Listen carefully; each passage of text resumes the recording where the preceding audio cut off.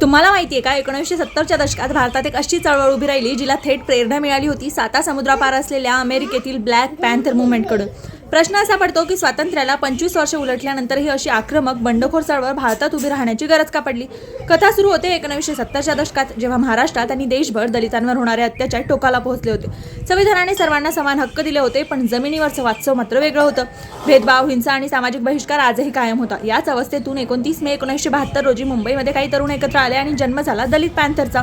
या चळवळीचे प्रमुख चेहरे होते नामदेव ढसाळ, राजा ढाले आणि ज.वी. पवार. दलित पॅन्थरची खासियत काय होती? ते फक्त निषेध करत नव्हते, ते डायरेक्ट ॲक्शन घेत होते. जिथे कुठे अन्याय झाला तिथे पॅन्थरचे कार्यकर्ते वाघासारखे धावून जात.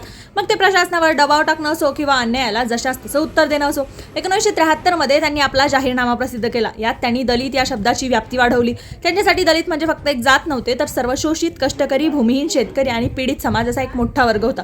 या चळवळीचा प्रभाव केवळ रस्त्यावर नव्हता, तर तो साहित्यातही उतरला. दलित साहित्य नावाचा एक नवा जळजळीत प्रवाह आणि मराठी साहित्यात सुरू झाला. नामदेव ढसाळ यांच्या कवितांनी समाजाचं कटू वास्तव जगासमोर मांडलं. काही वर्षानंतर अंतर्गत मतभेद आणि राजकीय दबावामुळे ही चळवळ संघटनात्मक पातळीवर कमकुवत झाली. पण दलित पॅन्थरने भारतीय समाजाला एक अस्वस्थ करणारा प्रश्न विचारला. समानता ही फक्त कायद्यात राहणार की खरंच समाजातही येणार? आज 21व्या शतकात जेव्हा आपण इक्वॅलिटी बद्दल बोलतो, तेव्हा हा प्रश्न आजही तितकाच जिवंत आहे. म्हणून तर दलित पॅन्थर हा फक्त इतिहास नाही, तर तो आजही अन्यायाविरुद्ध लढणारी एक जिवंत विचारधारा आहे. तुम्हाला काय वाटतं मला कमेंट करून सांगा. चॅनलवर नवीन असाल तर प्लीज फॉलो आणि सबस्क्राईब करा फॉर सच मोर व्हिडिओज.